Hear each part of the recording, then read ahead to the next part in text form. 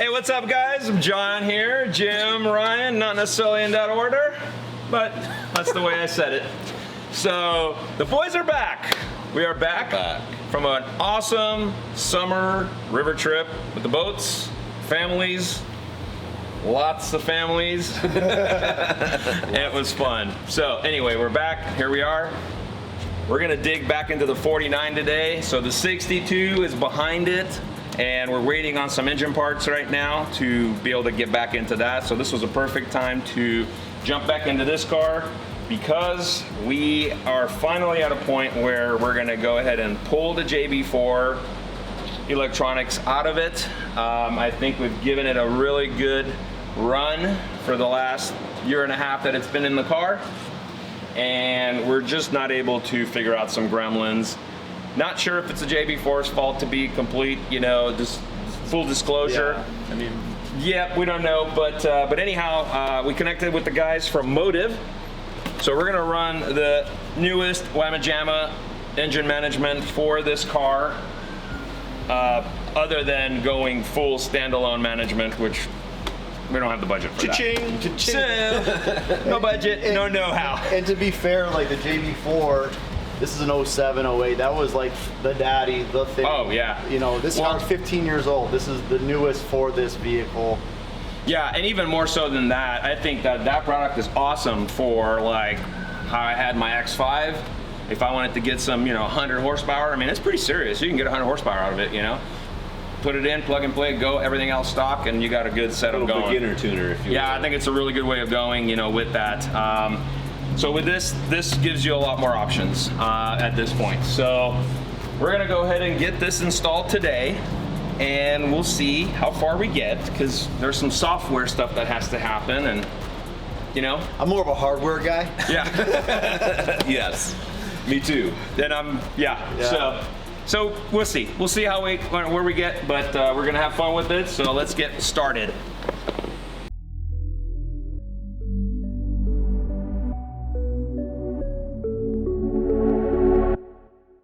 Oh, by the way, guys, if you're just joining us, what is this thing? It's a 49 Ford, obviously. Chopped, shortened, widened, raw steel, but underneath this sexy American iron lies a serious piece of German engineering. I know. I already see the comments. But anyway, so there's an entire BMW underneath this car. It's a 335i. It started out as a 2008. They did make these from what, like 2006? You're another BMW. These guys are all BMW guys. Oh, well, no. We're all kinds of cars, guys, but we just happen to have BMWs in the arsenal. So 2007 was the first year, which is what you have. Yeah. And it probably went to, I want to say 10 or 11. I know I had a 10 before, but so an 11, I think, is where it probably went to. Yeah? Then went to the N55. And then it went to N55, which is what I had in my X5. Right. Single turbo. So these were twin turbo factory down below. Obviously now we have a whole different setup on it with this. Very hard to get to. Very hard to get to. Very hard. But easy to get to after you stick gloves down them. Work gloves. So what he did was plugged the intake with some work gloves, so nothing falls down the intake while he's doing some general maintenance on the car. I was changing and ended up forgetting the glove in the intake, put the air box back on and everything, and fired a car up, and it sucked the glove right down through into the turbos and ended up killing the turbos. I was doing an alternator. Yep. So, all right. Well, anyway, a little sidetrack on that. But so 335i is what's under this 49 Ford. The entire chassis is underneath it. Motor, trans, rear end, all the suspension. As you can see, shock towers right there still on the BMW. And what we're working on today, though, is the electronics. So let's get back to that. So, hey, before we start tearing this out, though, let's go ahead and pull codes on this thing one more time. Good idea. I mean, the codes are stored in the DME, I think, anyway. It's not going to be stored in the JB4, but I just, before we disconnect, because the Bluetooth, we're going to need the Bluetooth section to pull that. So let's do that and then start ripping this out. So I got this. I found the OBD2 for it, but now I don't know where my phone is, dude. I'll call it. Yeah, please call it. Still hear it ringing? John, you left your phone in the toolbox. Oh my God. Safekeeping. Hey, we found a phone. All right, cool, thanks. right. So I should be able to get this plugged in and read the codes before we pull everything out. This is our research and development department right here. Hey, Yeah. there he goes. All right. And this is the, I can't find my phone and cable department over here. Okay, we do have a 2D2E throttle valve angle intake manifold vacuum correlation. And the last one we have is 3100, a boost pressure controlled deactivation. So we actually have a lot more codes today than we've had in a long time, but that's because we've been driving the car quite a bit. All right, keep on trucking over here. Our best guy on it right here. Yeah. A mechanical guy messing with electronics is never good.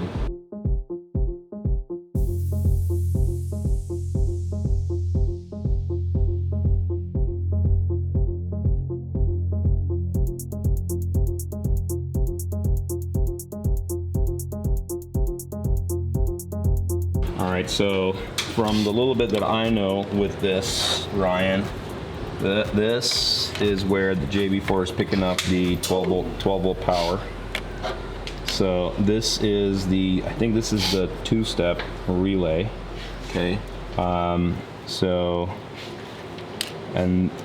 let's go ahead and get These wires are all this disconnected. intertwined. Good job. That was the Bluetooth power. Okay. Yeah. So that's out of there. So now let's just, where's this white one go? Back to the other harness. It's all Okay. looped around through a bunch of that's other fine. wires. Let's pull the DME out, which is basically the ECU, which is down here. So let's just get this whole thing out, flopped out. This little black harness thing right here, this is part of the JB4 setup. All right. Oh, okay. So here's what has to happen here. This unplugs like so. Okay, that's factory. Something's going on back there. So this is the factory harness for the car, okay? Okay. So we'll keep this over here, Yeah. okay? This is what's gonna get completely removed. And the cool thing is that these only go back together one way. So this is factory harness here, not there. That's part of the JB. This is the factory harness here. All right. So what you're saying is the JB4 has a ridiculous amount of wiring. It does have quite a bit of jumpers, okay, because it goes in line between the factory harness and the factory computer, and then it does its little magic stuff. Yeah. That's pretty wild. Yeah, pretty cool. But anyhow, it's coming out. So it looks like now we can get this DME is what BMW calls it. It's basically the ECU. That's some factory stuff there we're not gonna mess with. I just gotta remember how this thing clicks out because it slides out of this box. Oh, there it is. I need a flathead. By the way, by no means is this a how-to video. It's hurting my thingy. There it is. Ah, there we go. All right, so that's one of the factory clips for the ECU there. So we're gonna have to take apart the plugs. Sounds like a time for a time lapse. Yeah, let's go.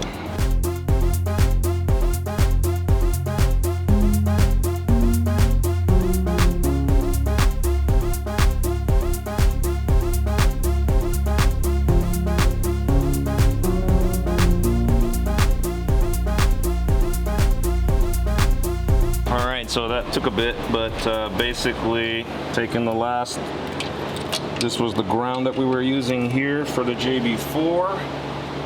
And so we got the port injection controller, we got the whole harness, and this should all come out right now. And it does. Okay, cool. So that's all the JB4 stuff that was in the car. That's the actual main controller there. This is the port injection controller. This is the, what is this thing called again? 2-step relay and whatnot. And then these are the jumper harnesses that it utilizes to get in line with the factory ECU. So, okay, we got that successfully out without destroying anything else on the car. Hopefully. So now we're ready to kind of put this back together. Look at all the room we got in here. It's cool. That's where the new Motive is gonna go. So Ryan's already kind of working here on pulling off the injector harness that we used to have on the car. It's not gonna be compatible anymore with this new setup, so are you already putting them on? That's Yeah, the new one. that's the new one. Man, Ryan is one fast dude. All right, we're gonna keep going here then, so let's get a little more time lapse going.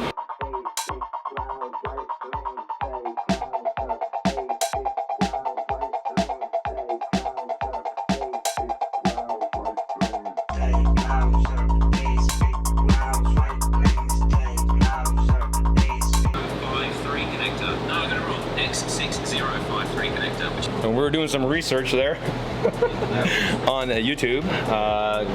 Dude out of England has done this. He's done a really good job with the video documenting it. So No, we went in the wrong one. did we? Yeah. And it's supposed to be in pin 2 in the other side. All right, back to the drawing board, boys. So we did already. The first wire we hooked up in the wrong place. But okay, we're doing our due diligence, double checking, and we're gonna correct it. We, meaning Ryan, hooked up the Motiv Reflex. And look how nice this looks in here. So super simple. A few little T connectors here. That's the actual Motiv unit chilling down there, or Reflex. So now we got a couple of more questions here. So we're looking at the wiring diagram online that they provide you, which is really nice and detailed. But there is a boost controller wire that looks like still needs to be connected. And if we're just thinking through this logically, Ryan, what's happening right now is you have, this is part of the factory harness here on the BMW, right? So the DME is controlling boost because these were going down to the factory turbos that had gloves in them. Actually, That was Jim's that had gloves. I mean, Jim's had gloves in them, so they usually don't. So the twin turbos down low, they had little built-in. So they had little built-in wastegates. Yeah, the factory intake has a little built-in blow-off valves. Kind of weird looking. It's not even called blow-off valve. It's called something else. Vacuum wastegate. So anyway, so now what's happening is this factory harness plugs into this max solenoid, vacuum controls the wastegate. Okay. So I think now Motiv Reflex needs to know what boost status is. So I think we need to wire up that one wire. All that to say that we have an empty wire, but we don't know where it goes. There's more than one empty wire there, buddy. Empty wires, yeah. Oh, I like this new camera, dude. It's pretty nice. It makes you look pretty good. Can't help, Ryan. Me, on the other hand. Ryan, can't help.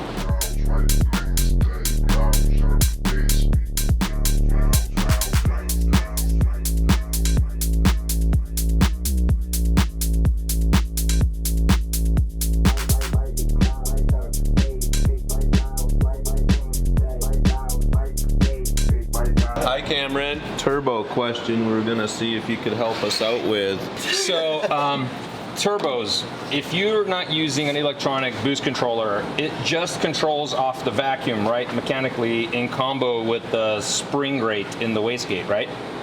Correct. So- It'll use, unless you have an electronic wastegate. So the factory, there was electronic wastegates, but I believe those are removed.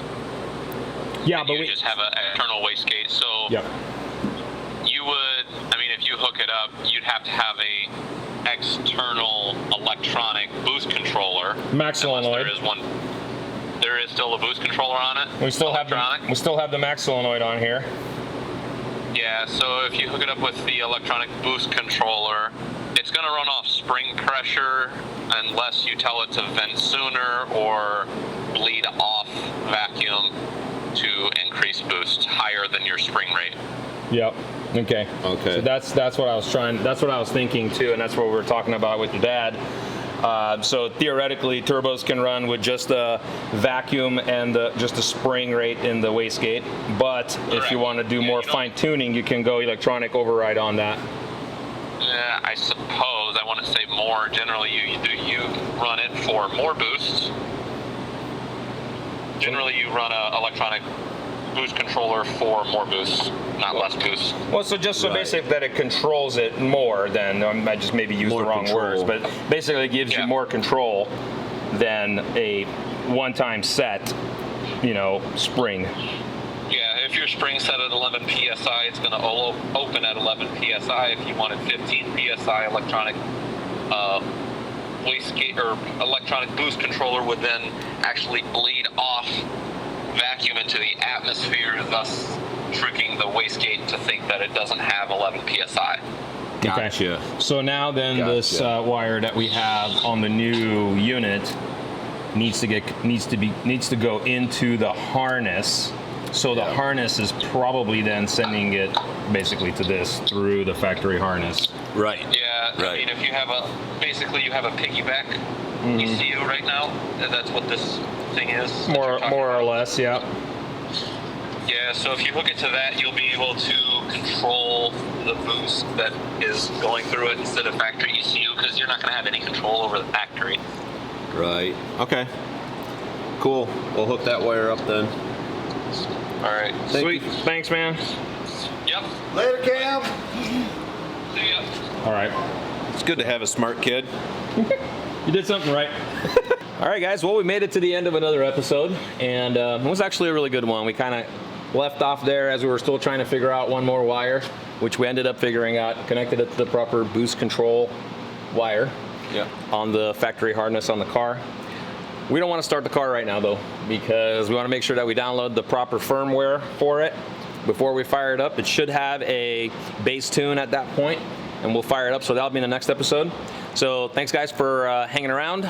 Make sure you guys subscribe, hit that thumbs up, and make sure you guys share this with your friends. And then we'll see you guys in the next one. Probably we're going to be working on the 62 actually in the next one, some engine assembly, and then we'll pepper in a little more of this. Yeah, you're getting kind of antsy. You want that 62 engine in and I want it back. fire it up. I just want the engine back. Engine's going to be coming back.